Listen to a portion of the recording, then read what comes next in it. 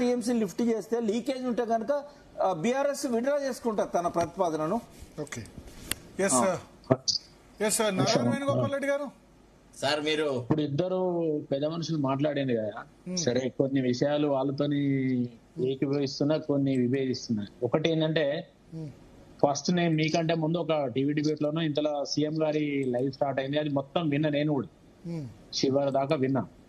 ఇప్పుడు నేను అనేది ఏంటంటే, అసలు విషయాన్ని సీఎం గారు పక్కదారి పట్టించండి, అసలు విషయాన్ని మాట్లాడాలి.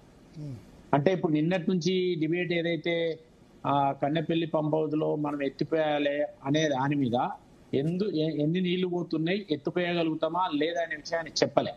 అయితే అక్కడ విషయం ఏంటంటే, నిన్న కూడా కొంతమంది ఆడికి ఇంజనీర్లు పోయిండ్రు, మన వాళ్ళే ఉంటారు, రిటైర్డ్ ఇంజనీర్లు కూడా పోయిండ్రు. వాళ్ళు అనేదాన్ని అంటే, ఇప్పుడు ఆడ 9 నుంచి 10 టీఎంసీల నీళ్లు రోజు పోతున్నాయి. అందులో ఇంటేక్ వెల్ 92 మీటర్స్ మీద ఉంది. ఆ ఇంటేక్ వెల్ 92 మీటర్స్ నుంచి 96 పోతున్నది, అంటే 4 మీటర్స్ నీళ్ళు ఎక్కువ పోతున్నాయి.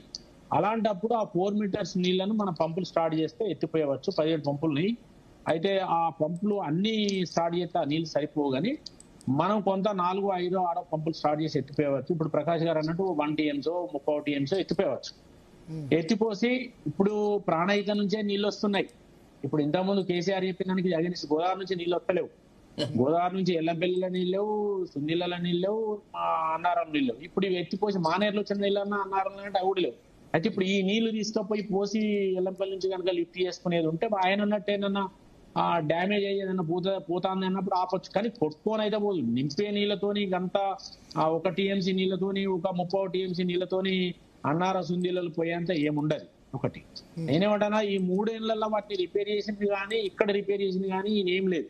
కాబట్టి దాని మీద ఇప్పటి వరకు దాని మీద జరిగిన అవకత ఇప్పుడు మొత్తం హిస్టరీ చెప్పిండు మళ్ళీ కాళేశ్వరానికి. అసలు 3 ఏళ్ల నుంచి నువ్వు వచ్చి అంతకుముందు హిస్టరీ చెప్పి మళ్ళీ గవర్నమెంట్ వచ్చినాక కూడా 3 ఏళ్ళ నుంచి ఏం చేయకుండా ఇప్పటి వరకు నీ యాక్షన్ ఏం లేకుండా మీరు ఇవన్నీ మాట్లాడితే ఎట్లా? నువ్వే చెప్పిన ప్రాణహిత నుంచి ఇది ఆపేసి ప్రాణహిత నుంచి తీసుకొచ్చి మరి మేము నీళ్లు అంటే ఇక్కడ సుందీలో వేసి వెళ్ళం పెళ్ళేస్తాను, అదేమన్నా పని ఏంటంటే అది కూడా ఏం పని కాదు. అంటే ఉత్తర తెలంగాణ మీద, గోదావరి మీద, కేసీఆర్ కట్టిన దాని మీద అవకతవకలు ఉన్న వాటి మీద కానీ, వాటి పరిశీలన కానీ, వాటి మీద పనిష్మెంట్ కానీ, చట్టపరమైన నిర్ణయాలు కానీ, దాన్ని రిపేర్ చేయడం కానీ, ఇప్పుడున్న పరిస్థితుల్లో ఉన్న నీళ్ళని లిఫ్ట్ చేయడంలో ఆయన ఏది మాట్లాడడం లేదు. ఆ ఉన్న నీళ్లు కనుక ఇప్పుడు నేను చెప్పిన ఇంజనీర్లు చెప్పేది నేను చెప్తున్నా, 96 లెవెల్లో పోతున్నాయి ఇంటేక్ లో, 92 కాబట్టి మనం ఎత్తిపోసుకుంటానికి ఒక 31 టీఎంసీ అవకాశం ఉంది. అది ఎత్తిపోస్తే తప్పు లేదని ఇంజనీర్లు కూడా చెప్తున్నారు. దాని విషయం మీరు ఎందుకు మాట్లాడరు అంటే, ఇప్పుడు సీఎం గారు దాని మీద ఏం చెప్పలేదు. అదొకటి. రెండోది, టీఆర్ఎస్ వైపు నుంచి కూడా వాళ్ళు కూడా అబద్ధాలు ఆడరు. 9-10 టీఎంసీలు నీళ్లు పోతుంటే 1 టీఎంసీ ఎత్తిపోతే ఆంధ్ర ఒకరు నీళ్ళు విడిచిపెడతాను, దీనికి ప్రధానమంత్రి సపోర్ట్ ఉన్నదని మాట్లాడచ్చు అంటే ఏమన్నా అర్థం ఉందా? ప్రధానమంత్రికి ఈ విషయం అవసరం ఉంటుందా? మాట్లాడచ్చు అవి. కాబట్టి ఈ రాజకీయం, మీరు రాజకీయాలు చేస్తే వాళ్ళు రాజకీయాలు చేస్తారు. చిత్తశుద్ధితో మాట్లాడండి. ఇప్పటికన్నా మీరు చేసి కట్టిన ప్రాజెక్టులో అవకతవకల లోపాలకు మీరు బాధపడాలి. అది బాధపడకుండా అది పక్కకు పెట్టేసి మళ్ళీ తోటి మాటలు ఎందుకు? అవి కూడా మాట్లాడద్దు. మీరు న్యాయంగా, ఇప్పుడు ప్రకాష్ గారు అన్నారు 1 టీఎంసీ ఎత్తిపోయారు, నేను 100% సమర్థిస్తున్నా. తర్వాత రెండోది ఏంటంటే, ఇప్పుడు మనకు శరద్ గారు ఒక మాట, గొప్ప మాట అన్నారు. ఏమన్నారు? సీఎం కేసీఆర్ ఇంతకు ముందు ఈ సీఎం సీటున్న ఎడవకాలు చెప్తూ సమానం అన్నాడు. అది చాలా అవమానం. అప్పుడు చాలా నిలబెట్టాను. ఇప్పుడు ఆయన అసెంబ్లీకి రావాలి కదా, గెలిచిండు కదా, ప్రతిపక్ష నాయకుడు కదా, అసెంబ్లీకి వచ్చి ప్రతిపక్ష నాయకుడు వీటి మీద మాట్లాడాలి, ప్రజలు వినాలి.